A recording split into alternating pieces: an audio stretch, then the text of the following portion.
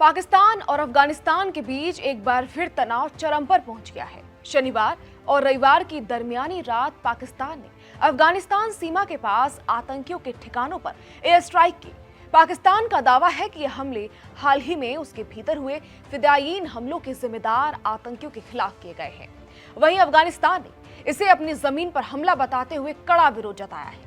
पाकिस्तान के सूचना मंत्री अताउल्लाह तरार ने सोशल मीडिया प्लेटफॉर्म एक्स पर जानकारी दी कि सेना ने खुफिया इनपुट के आधार पर चुनिंदा ऑपरेशन चलाए। उनके मुताबिक इन हमलों में तहरीक तालिबान पाकिस्तान यानी टीटीपी और उससे जुड़े संगठनों के 7 कैंपों को निशाना बनाया गया। इसके अलावा सीमा क्षेत्र में इस्लामिक स्टेट से जुड़े एक गुट के खिलाफ भी कार्रवाई की बात कही गई।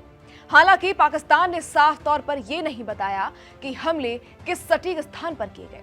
दूसरी ओर अफगानिस्तान ने इन हमलों को अपनी संप्रभुता का उल्लंघन बताया है। अफगान मीडिया रिपोर्ट्स के हवाले से कहा गया कि पाकिस्तानी एयरफोर्स ने पक्तिका प्रांत के बरमर जिले में एक धार्मिक मदरसे को निशाना बनाया। साथ ही नंगरहार प्रांत के खोगियानी जिले और आसपास के कई इलाकों में भी बमबारी की खबर है।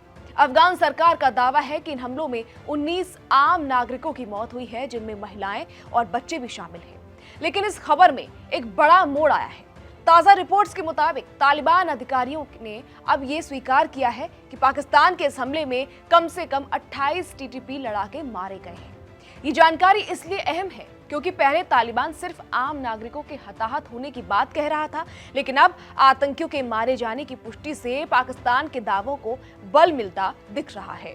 इसके बावजूद अफगान तालिबान के प्रवक्ता ज़बीहुल्लाह मुजाहिद ने पाकिस्तान पर तीखा हमला बोलते हुए कहा है कि पाकिस्तान अपनी आंतरिक सुरक्षा नाकामियों को छिपाने के लिए अफगान जमीन को निशाना बना रहा है।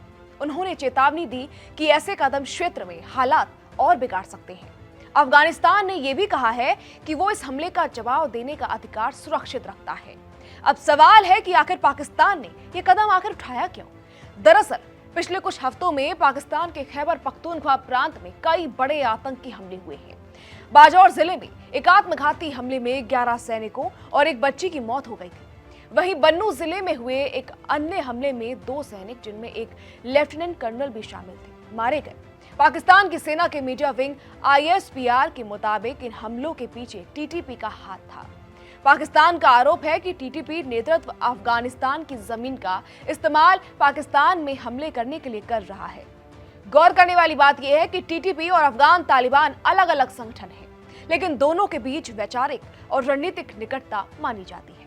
2021 में अफगानिस्तान में तालिबान की सत्ता में वापसी के बाद से पाकिस्तान और अफगानिस्तान के रिश्तों में लगातार तनाव बना हुआ है। पाकिस्तान ने दोहा समझौते का हवाला देते हुए कहा कि अफगान अंतरिम सरकार की जिम्मेदारी है कि वो अपनी जमीन किसी भी दूसरे देश के खिलाफ इस्तेमाल न होने दे, लेकिन काबुल लगातार इन आरोपों से इनकार करता रहा है। अफगान सरकार का कहना है कि वो अपनी जमीन का इस्तेमाल किसी भी आतंकी गतिविधि के लिए नहीं होने देती। ये पहली बार नहीं है जब पाकिस्तान ने सीमा पर कार्रवाई की हो। पिछले साल भी खोस्त, कुनार और पक्तिका प्रांतों में हवाई हमलों की खबरें आई थी। उस वक्त भी दोनों देशों के बीच तीखी बयानबाजी हुई थी। सीमा पर झड़पें अब आम बात हो चुकी है।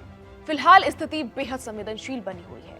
कतर की मध्यस्थता से पहले भी दोनों देशों के बीच युद्ध विराम की कोशिशें हुई हैं, लेकिन कोई स्थायी समाधान सामने नहीं आ सका है। अगर इस बार तनाव और बढ़ता है तो इसका असर सिर्फ पाकिस्तान और अफगानिस्तान तक सीमित नहीं रहेगा, बल्कि पूरे क्षेत्र की सुरक्षा स्थिति पर भी पड़ सकता है। इतिहास गवाह है कि युद्ध या हवाई हमले अक्सर समाधान से ज्यादा समस्याएं पैदा करते हैं। आज जब दोनों देशों के बीच अविश्वास की खाई चौड़ी हो गई है, तो मासूम नागरिक ही इसकी कीमत चुका रहे हैं। क्या तालिबान प्रशासन अपनी जमीन पर आतंकियों को रोकने में कामयाब होगा? और क्या पाकिस्तान अपनी सुरक्षा के लिए पड़ोसी की सीमाओं का उल्लंघन करना बंद करेगा? इन सवालों के जवाब ही तय करेंगे कि आने वाले दिनों में डूरन लाइन पर शांति होगी या फिर एक नया युद्ध क्षेत्र।